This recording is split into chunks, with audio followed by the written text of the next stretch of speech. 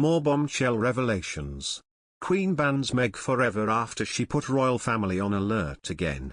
Meghan Markle has released the second episode of her podcast series today, hours after the publication of her latest bombshell interview. Ahead of this release, Buckingham Palace likely braced for further bombshells and swipes from Meghan after she seemingly criticized the palace in the first episode of her podcast series released last week and further opened up on her strained relationship with the firm in a new interview. However, the Duchess did not share any new insights into her life behind palace walls or spoke of events happening while she was a working member of the royal family during this episode. During Archetype's first episode, the Duchess spoke with tennis star Serena Williams. The pair, who bonded in 2014, discussed the word ambition and how it can get a negative connotation when referred to women. During the almost hour-long program, Meghan said she never saw being ambitious as a negative thing until she started dating her now husband Prince Harry. She also seemingly criticized the palace for wanting her to carry on with engagements on the first day of the Duke and Duchess of Sussex's royal tour South Africa in 2019 after being told there had been a fire in the nursery where her son Archie, who was unharmed, was meant to be taking a nap. In the lengthy interview with The Cut magazine published on Monday, both Meghan and Harry hit out at the firm as well as the British media. The Duchess argued that, had she stayed in England and given Archie a British education, every school run would have turned into a royal photo shoot with dozens of photographers waiting outside the gates.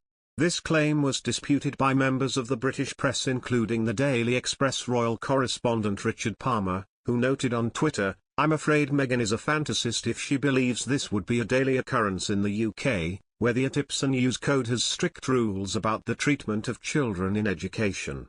Meghan also said it was bittersweet to know things didn't have to be this way, referring to the Sussexes' fallout with the firm. Moreover, she spoke of the moment she and Harry decided to leave the institution.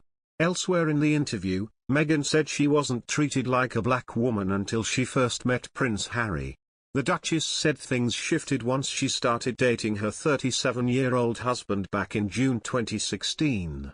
Mariah said, "I think for us it's so different because we're light-skinned, you're not treated as a black woman, you're not treated as a white woman, you sort of fit in between." Meghan responded, "I mean if there's any time in my life that it's been more focused on my race, it's only once I started dating my husband. Then I started to understand what it was like to be treated like a black woman, because up until then I had been treated like a mixed woman and things really shifted." The songstress added while laughing, "Don't act like you." It's also the visual, saying Meghan wouldn't get as much attention as she does if it not for her gorgeous looks and glamorous replies. Meghan then replied, "Oh, it's the look." In her voiceover, Meghan later admitted she started to sweat when Kerry called her a diva, and offered a response to the pop star's remarks.